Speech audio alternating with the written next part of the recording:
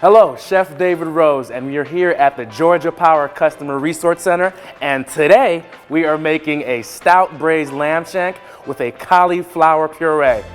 It's gonna be so good. Make sure to stay here. We're gonna be featuring the Vulcan Versatile Chef Station.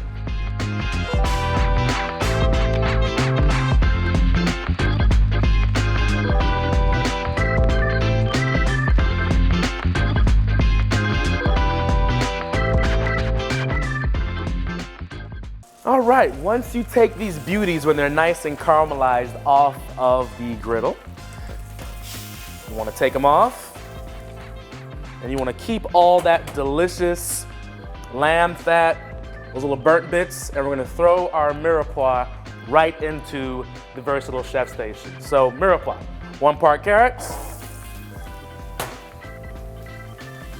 celery.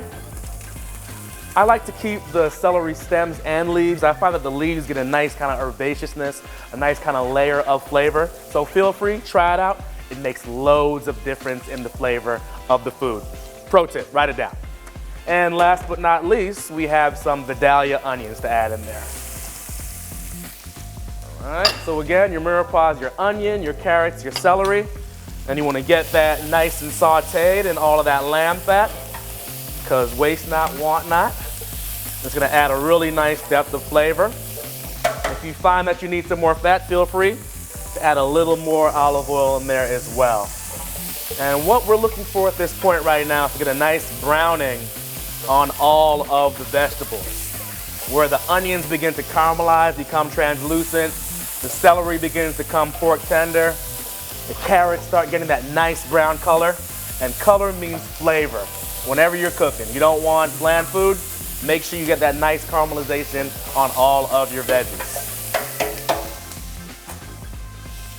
So you do that for about a good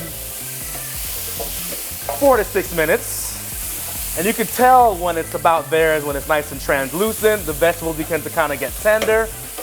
You get that nice nuttiness, that nice smell that caramelized vegetables give off. And the bottom of the chef station, the little burnt bits right there start to come apart and form and bond and get that cohesive deliciousness with the vegetables. All right, so once we get to that point, we're all about building flavors and building layers. What we have here is tomato paste.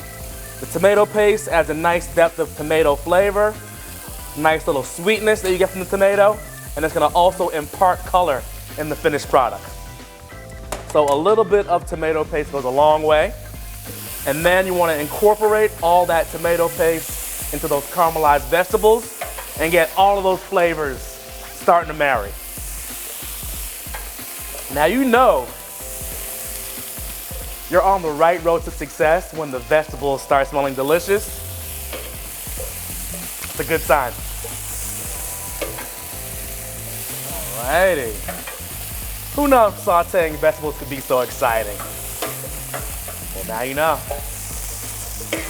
I know you guys can't sell it right now, but trust me guys, this one's gonna be a winner.